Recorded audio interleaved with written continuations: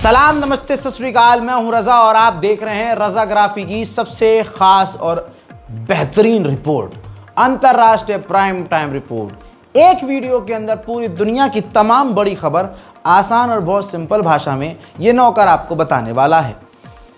पहली बड़ी खबर यह है कि बड़ी मज़ेदार खबर है। रिपोर्ट लगा देते हैं सीधा स्क्रीन पे, क्योंकि अंडुए बहुत किलच जाएंगे इससे, है ना। मोदी सरकार झेल नहीं पाएगी जिस तरह से मैं आज मोदी सरकार को नंगा करने वाला हूं। ये देखिए, चाइना ने जो विवादित जो डैम है बनाने का ऐलान कर दिया है। खुद चीन के राष्ट्रपति ने ऐलान किया है। देखिए, ब्रह्मपुत्र नदी कहा जाता है उसे, ठीक है। और भारत बात कर रहा था, अभी मोदी सरकार के अंडुए कह रहे थे पाकिस्तान का पानी रोक देंगे, हम ये कर देंगे और वो कर देंगे। भाई साहब, नहीं रोक पाई मोदी सरकार। उखाड़ लिया कुछ पाकिस्तान का तुमने। अंधभक्तों से कह रहा हूं, पाकिस्तान का कुछ उखाड़ लिया तुम्हारे बाप ने? नहीं उखाड़ा। इसमें अपने देश की बेइज्जती नहीं है जो मैं सवाल कर रहा हूं। बात यह है, भ्रम में मत रहा करो, ना सामने वाले को भ्रम में डालो। अब मुंह पे गू पड़ गया तुम्हारे। मोदी सरकार ने वो पानी रोका था, फिर चालू भी कर दिया। बात अब ब्रह्मपुत्र नदी की है। पाकिस्तान ने कहा था कि हम भी मुंह तोड़ जवाब देंगे। ये साला चाइना जो है पाकिस्तान के लिए वो कर देता है जो हम सोच भी नहीं सकते। क्या करें, ऐसा दोस्त काश हमारे पास भी होता। मेरी पर्सनल ज़िंदगी में कोई ऐसा दोस्त है नहीं, और हमारे देश के पास भी ऐसा कोई दोस्त नहीं है। रशिया को मत कहिएगा, मतलब ही है भाई रशिया भी, है ना। अच्छा खासा बिजनेस हम कर रहे हैं, उससे मोटा पैसा जा रहा है, तो भाई फ्री में हमें कुछ नहीं दे रहा है। कोई भारत का भी ऐसा गहरा वाला दोस्त नहीं है जो ऐसा कुछ कर ले जैसे चाइना पाकिस्तान के लिए करता है। अब आपको बताऊं, ये है तस्वीर। ये देखिए, ब्रह्मपुत्र नदी, ये मैंने पूरी लाइन बना रखी है। देखिए कैसे ये एक नदी जो है, नीला नीला जो है पानी वाला जो साइन है नीला कर, आप देखिए ये आ रहा है चाइना से ये नदी, ठीक है। ये एक जगह यहाँ पर देखिए लाल जो है लाइन है, यहाँ पर इस वक्त डैम बनाने की प्रक्रिया शुरू हो चुकी है चाइना ने यहाँ से। अब आपको देखिए आगे जो पानी जा रहा है, वो आगे पानी आ रहा है अरुणाचल प्रदेश। ब्रह्मपुत्र नदी अरुणाचल प्रदेश में आ रही है और वहाँ से कई जगह बट रही है। फिर वो सीधा सीधा ब्रह्मपुत्र नदी जो आती हुई आगे बढ़ती है और वो बांग्लादेश जाती है। तो बांग्लादेश और भारत दोनों ही विरोध कर रहे थे कि ऐसा डैम चाइना को नहीं बनाना चाहिए, इससे पानी की किल्लत हो। अब भैया डैम बना देगा चाइना तो पानी जो एक बहुत बड़ी नदी है और भारत के लिए बेहद ज़रूरी है, जो आगे जाकर बे ऑफ बंगाल में जाकर मिलती है, और ये भारत के लिए बहुत खास नदी है, बहुत इंपॉर्टेंट। अगर वहाँ डैम बना लेगा चाइना तो उसको कंट्रोल कर सकता है, जाहिर सी बात है। इसीलिए पिछली सरकार से लेकर ये सरकार भी विरोध कर रही थी। लेकिन जो कहते हैं कि हमने मिट्टी का थेल पाला है, वो कालिया चूरन कहाँ गया इसकी ऐसी की तैसी। जो कल तक हमसे कहते थे तू क्या है बे, आज उसी अमेरिका को हम कहते हैं तू क्या है बे। अबे अमेरिका को मारो गोली। चाइना ने तुम्हारा चू कर रखा है, तुम्हारा अब्बा नहीं कर पा रहा है, चाइना की तरफ मुंह नहीं कर रहा है। अगला 56 इंच की छाती वाला शेर पाला है, कद्दू पाला है तुमने। अभी 2-4 दिन पहले का ये फोटो भी देख के बड़ा हैरत हुई मुझे। ये देखिए, चाइना गए थे खुद भारत के विदेश मंत्री जयशंकर, और इसी मोदी सरकार ने और खुद मोदी जी ने अपने जो है झूठे मुंह से कहा था कि बातचीत जो है आतंकवाद और बात एक टेबल पर नहीं हो सकती।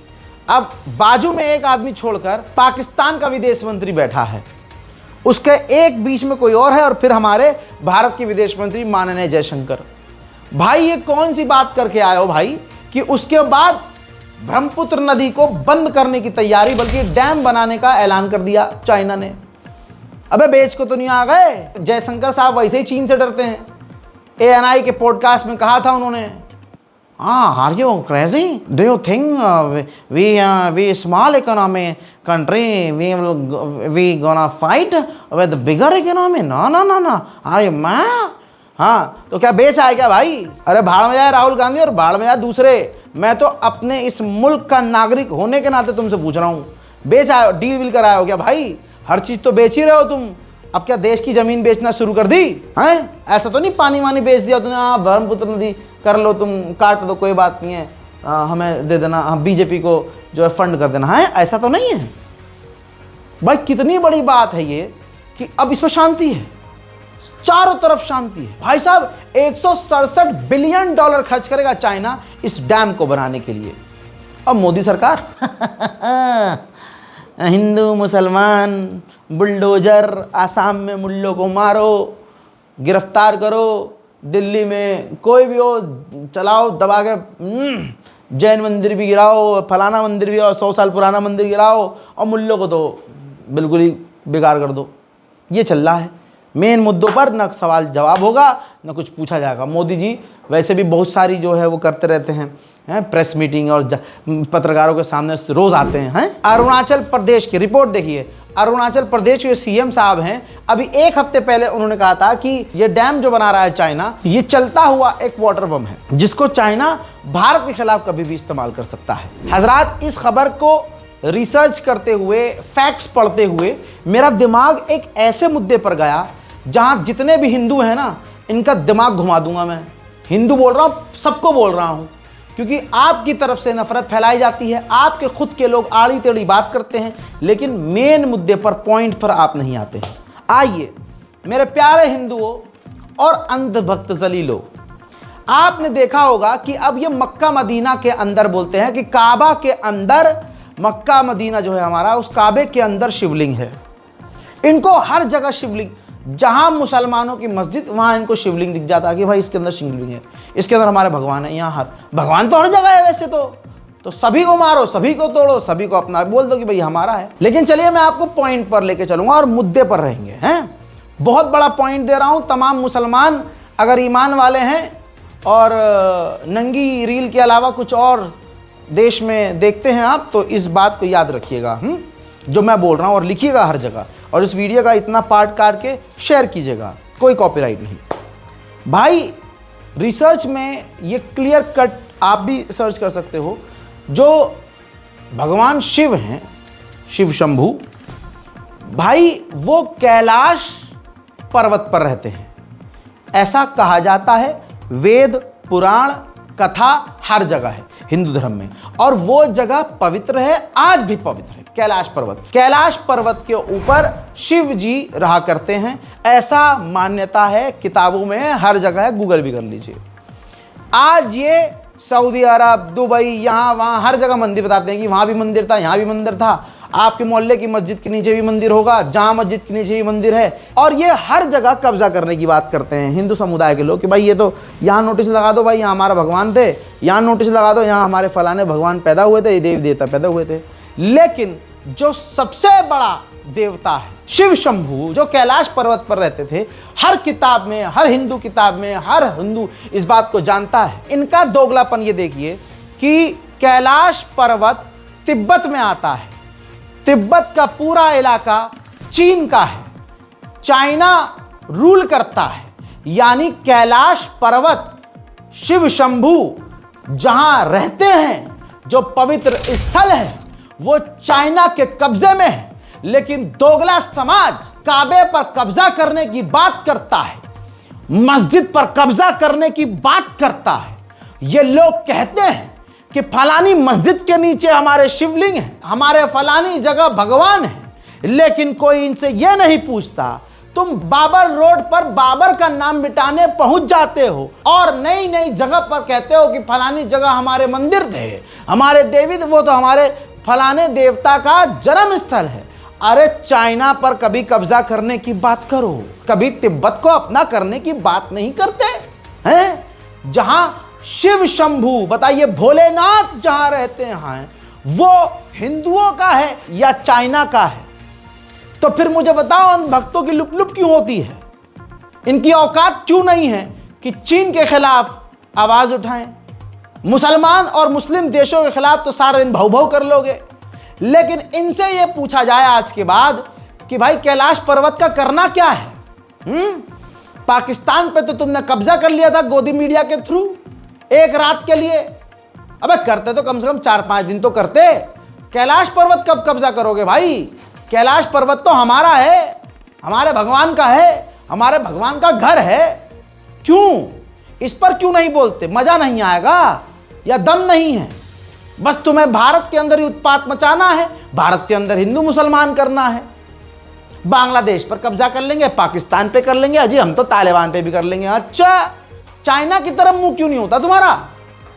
कुछ फंसा हुआ है क्या? कुछ निकालो उसे और करो, बात करो। तुम तो बात भी नहीं करते बे, तुम्हें सिर्फ नफरत फैलानी आती है। वो काला छुचुंदर जिसका मीम वायरल हुआ, तू क्या है बे, इसको लिटा कर उल्टा, इसकी खजूर लाल करनी चाहिए दोनों, समझे? कुछ भी, कोई भी कुछ भी बोल रहा है। अब गुफा में छुप गया होगा इस खबर के बाद। ईयू, यूरोपीय यूनियन ने रूस पर अब तक की सबसे बड़ी पाबंदी लगाई और इस पाबंदी के चपेट में मोदी जी का शहर गुजरात की एक ऑयल रिफाइनरी चपेट में आ गई। बैन उस पर भी लग गया। रिपोर्ट आपकी स्क्रीन पर है। बहुत बड़ी ऑयल रिफाइनरी है और गुजरात में है और मोदी जी का गुजरात है। बताइए मोदी जी के मुंह से कुछ निकल क्यों नहीं रहा है? उधर रशिया भारत पर दबाव बनवा रहा है, चाइना पर भी दबाव बना रहा है कि एक ग्रुप बनाते हैं RIC, रशिया इंडिया चाइना। ये तिगड़ी अगर बन जाएगी तो हम दुनिया को जवाब दे सकते हैं। अभी भारत की तरफ से हरी झंडी नहीं है, लेकिन देखते हैं आगे क्या होता है। जहां तक मेरा अनुमान है, जहां तक मेरा दिमाग कह रहा है, मोदी जी ग्रुप बनाएंगे नहीं। अभी ट्रम्प सुबह उठकर बोल देगा कि हम भारत पर 200% टैरिफ लगा रहे हैं, तो मोदी जी खुद ही चले जाएंगे America. Trump we are brothers, हम ऐसा नहीं करा, ऐसा नहीं होता जी। अरे मोदी जी कुछ तो बोलिए। हजरात, मोदी सरकार कितनी दम वाली है आप यही देख लीजिए कि ट्रम्प का नाम ले लेकर मोदी जी ने खूब पैसा उड़ाया। नमस्ते डोनाल्ड ट्रम्प, नमस्ते ट्रम्प दो, माय फ्रेंड ट्रम्प। अजी कद्दू का फ्रेंड। 70% संख्या में गिरावट आई है, परसेंटेज में गिरावट आई है। 70% अब गिरावट आ चुकी है कि अमेरिका नहीं जा रहे हैं भारतीय लोग, यानी जो छात्र हैं, जो जिनका ख्वाब था कि हम अमेरिका में पढ़ेंगे, अब वो बेचारे जा नहीं रहे हैं। 70% स्टूडेंट्स में गिरावट आई है जो भारतीय नहीं जा पा रहे हैं। ऐसे में कई ऐसे स्टूडेंट थे जो वहाँ अच्छी खासी मास्टर डिग्री और कई तरह की डिग्रियां कर रहे थे और उनकी पढ़ाई चल रही थी, लेकिन ट्रम्प की इस बकैती की वजह से, नए कानून की वजह से अब उनका साल भी खराब हो सकता है, क्योंकि भारतीय छात्र भी इससे इफेक्ट हुए और वो अब अमेरिका जाने से कतरा रहे हैं। भारत की विदेश नीति इस टाइम किसी को समझ में नहीं आ रही। एक तरफ भारत कह रहा है कि रशिया हमारा बेस्ट फ्रेंड है, दूसरी तरफ अमेरिका, मतलब दोनों हाथ में लड्डू और मुंह में भी लड्डू चाहिए। ऐसा तो कोई हो ही नहीं सकता ना कि भाई तुम मुझसे भी दोस्ती रखो और मेरे दुश्मन से भी रखो। फैसला तो करना पड़ेगा। लेकिन मोदी सरकार ने खुद लेटर लिखा है अमेरिका को कि साथ मिलकर भारत में ही जेवलिन मिसाइल बनाएंगे। अब ये जेवलिन मिसाइल है, रूस के टैंकों के लिए काल है। अब आप बताइए, अपने दोस्त के टैंकों के खिलाफ अगर आप कोई हथियार उसी अपने दोस्त के दुश्मन के साथ मिलकर बनाओगे तो बेसिक चीज है, पसंद तो नहीं आएगा रशिया को। हजरात, बड़ी खबर तो यह है, AK-203 जो एडवांस रूसी राइफल है, भारत के उत्तर प्रदेश के इलाके में अमेठी में बन रही हैं। पहले से बन रही हैं। कई हजार राइफल्स बन के तैयार हैं और भारतीय सैनिकों को दी जा चुकी हैं और आगे भी दी जाएंगी। तो बेहतर तो ऑप्शन मोदी जी के पास ये है कि रूस के साथ बढ़िया डील करें। रूस के जितने हथियार हम लेते हैं, यहां तक कि टैंक और फाइटर जेट भी, वो भी भारत में बनाएं तो हम मजबूत होंगे। उधर चाइना भी बहुत चतुर है। चाइना ने पहली बार पहलगाम में जो आतंकी हमला हुआ उसकी निंदा की, लेकिन जो TRF है आतंकी संगठन और जो पाकिस्तान है उसकी निंदा नहीं की। लश्कर तैयबा आतंकी संगठन, पाकिस्तानी आतंकी संगठन ने यह जिम्मेदारी खुद ली थी कि पहलगाम में जो आतंकी हमला हुआ वो हमने किया था। उस संगठन का शॉर्टकट, जो शॉर्ट में नाम चलता है, वो है TRF। अगर आप कहीं गूगल करेंगे तो ये वही संगठन है। अमेरिका ने भारत के पक्ष में एक काम यह किया कि उस TRF को आतंकी संगठन में डाल दिया और बैन कर दिया, जिससे पाकिस्तान बिलबिला गया। पाकिस्तान ने कहा कि यह गलत है, आप कोई सबूत दीजिए जिससे साबित हो कि पहलगाम में आतंकी हमला TRF ने किया था। लेकिन बात यह है कि TRF ने तो खुद एक्सेप्ट किया है अपने ऑफिशियल लेटर हेड पर कि भैया लश्कर तैयबा इस हमले की जिम्मेदारी लेता है, तो फिर पाकिस्तान को भी इस तरह की बात नहीं करनी चाहिए, अपनी इमेज के बारे में सोचना चाहिए, जो कि वैसे है भी नहीं इमेज। मोदी सरकार को सोचना चाहिए कि हमारे आसपास सांप हैं, जहरीले हैं, दुश्मन सभी हैं।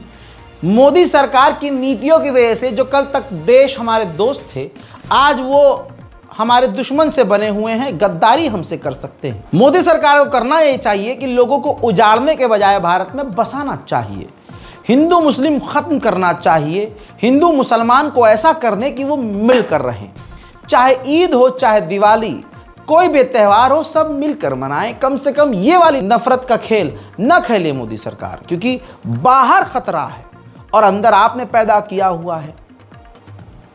भारत को एक करना चाहिए, लेकिन नहीं, बहुत खतरे वाले माहौल में हम जी रहे हैं भाई।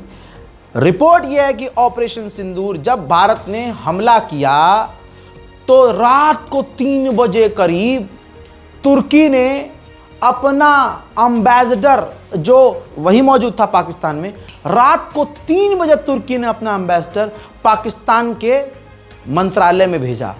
उधर पहले से चाइना का एम्बेसडर उस मंत्रालय में मौजूद था। तुर्की और चाइना ने सामने बैठकर साफ साफ पाकिस्तान से कहा कि मुन्ना, हम हर तरह से हर चीज़ में आपका साथ देंगे। उसके बाद की खबरें आपको पता है कि तुर्की ने अंधाधुन ड्रोन्स पाकिस्तान को दिए और China live satellite data transfer कर रहा था। हमारी सेना की हर मूवमेंट की जानकारी चाइना पाकिस्तान को दे रहा था। गोदी मीडिया की वजह से हम कुछ भारतीय जलील हुए हैं, हमारा मुंह काला हुआ है, लेकिन ऐसा नहीं है कि हमारी सेना कमजोर थी। धीरे धीरे अब सच सामने आ रहा है। कुछ पाकिस्तानी ईमानदार पत्रकारों और यूट्यूबर्स ने भी खुलासा किया है। बता दूं आपको कि पाकिस्तान के परमाणु साइट्स पर भी भारत ने अटैक किया था। अल्लाह अकबर। ये देखिए, सैटेलाइट इमेज से खुलासा हुआ है पाकिस्तान का जो न्यूक्लियर साइट है, जो किराना हिल्स में है, वहां पर डैमेज की तस्वीर है, सैटेलाइट इमेज है। जी हां, यानी भारत ने सीधा ही हमला किया जब था पाकिस्तान पर, तो फिर पाकिस्तान के परमाणु प्लांट पर ही हमला किया था। भारत के अंदर क्या चल रहा है और भारत के बाहर दुनिया में क्या ही बेइज्जती हो रही है, मोदी जी को क्या फर्क पड़ता है। बचपन से शौकीन है विदेश घूमने के, अब वो बर्तानिया और मालदीव के दौरे पर निकलने वाले हैं 23 से 26 तारीख तक, ये जो आने वाली है। भाई जिंदगी है तो ऐसी हो, बीवी हो ना, मतलब हो तो छोड़ दो, हैं, अम्मा को प्रमोशन के लिए लाइन में लगा दो। खैर माता तो देहांत कर गई हैं, उनको शांति दे उनकी आत्मा को, लेकिन लाइफ हो तो यार ऐसी हो, आगे पीछे कोई नहीं, यहाँ अपने मौज काटो, ऊपर से नेता बन जाओ, बहुत बड़े ब्रह्मांड के नेता बन जाओ, यहाँ घूमो वहाँ घूमो, सेल्फी खिंचाओ, फोटो खिंचाओ, ड्रम बजाओ, मजे ही मजे। अब अमेरिका ने ऑफर खुद किया हुआ है भारत को कि आप हमारा top most advance F-35 fighter jet ले लो। भारत ने अभी सिलेक्ट नहीं किया है कि रशिया का Su-57 खरीदें या F-35। गोट यहाँ फंसी हुई है कि रशिया हमें उसकी टेक्नोलॉजी, अपने फाइटर जेट की टेक्नोलॉजी भी दे सकता है, वो ट्रांसफ़र भी करने को तैयार है, लेकिन अमेरिका F-35 की टेक्नोलॉजी हमें ट्रांसफ़र नहीं करेगा। बस यहाँ पर भारत कंफ्यूज है कि क्या करें। अभी सिर्फ भारत सोचने की स्थिति में है कि पाकिस्तान पकपकाने लगा। पाकिस्तान की गवर्नमेंट ने अमेरिका से रिक्वेस्ट किया है कि भारत को F-35 मत दीजिएगा। उधर पाकिस्तान अपना JF-17, चाइनीज JF-17, जो पाकिस्तान और चाइना ने मिलकर बनाया है, काफ़ी एडवांस फाइटर जेट है, यूके के एयर शो में पाकिस्तान दिखाएगा। वर्ल्ड वॉर 2 की मिलिट्री परेड चाइना में होने वाली है। कहा जा रहा है कि पुतिन भी पहुंचेंगे और ट्रंप भी पहुंचेंगे। यह शॉकिंग खबर थी मेरे लिए खुद कि ट्रंप चाइना के अंदर होगा। अगर ऐसा होगा तो बहुत सारी चीज़ें बदल सकती हैं। रिपोर्ट ये कह रही है, जिस रिपोर्ट की वजह से अमेरिका के पसीने छूटे हैं, ये देखिए रिपोर्ट, चाइना 2030 तक अमेरिका से न्यूक्लियर पावर में आगे हो जाएगा, बहुत आगे हो जाएगा, जिससे अमेरिका अब टेंशन में आ गया है। चाइना ने इल्ज़ाम लगाया है कि जो विदेशी जासूस हैं हमारे मुल्क चाइना के अंदर हैं, वो चोरी चुपके से हमारे रेयर अर्थ मिनरल्स चुरा कर ले जा रहे हैं। सेनेगल से एक बड़ी खबर, सेनेगल से तस्वीर आई है कि वहाँ जो फ्रांस का आखिरी मिलिट्री बेस था, फ्रांस ने आखिरकार उसको भी खाली कर दिया है। उधर इतिहास में पहली बार चाइना और वियतनाम मिलिट्री ड्रिल करने वाले हैं। 15 महीने डिले, 3 अपाचे हेलीकॉप्टर अब जाकर 15 महीने बाद भारत के लिए अमेरिका ने रवाना कर दिए हैं। उधर अमेरिका में एक कांड हुआ, एक अमीर करोड़पति आदमी की जो याच है वो अमेरिका के एयरक्राफ्ट कैरियर से जाकर टकरा गई, जिसके बाद अमेरिका ने उस याच के मालिक को गिरफ्तार कर लिया। यह video. Oh, no way.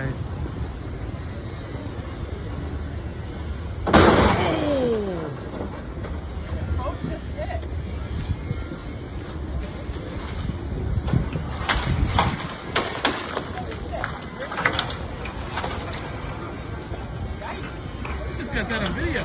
That's crazy. It doesn't even do anything to us. Hey. What the heck are they doing?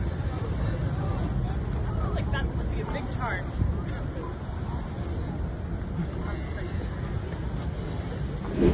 Ladakh में भारत ने कर दिया है वो काम जिससे भारत की वायुसेना मजबूत हो गई है। ये वीडियो है इंडिया का सबसे ऊंचाई पर एयरबेस, 13,000 फीट ऊंचाई पर जो बेस है वो बनकर तैयार हो चुका है और कहा जा रहा है अक्टूबर में, आने वाले अक्टूबर में ये बेस वर्किंग हो जाएगा, काम इस पर शुरू हो जाएगा, हमारे फाइटर जेट यहां पर नजर आएंगे। उधर मेरे दोस्तों अपने साथी सहयोगी कुवैत को, ये देखिए तस्वीरें, कुवैत को तुर्की ने कई ड्रोन बेचे हैं। हजरत मोहतरम अंतरराष्ट्रीय प्राइम टाइम शो में इतना ही। कैसी लगी आपको ये रिपोर्ट कमेंट में ज़रूर बताइएगा, क्योंकि आपके कमेंट से मुझे और मेरे तमाम एडिटर्स और मेहनत करने वाले साथियों को हिम्मत मिलती है। मैं हूं रज़ा और आप देख रहे थे रज़ा ग्राफी अनस्क्रिप्टेड। जय हिंद।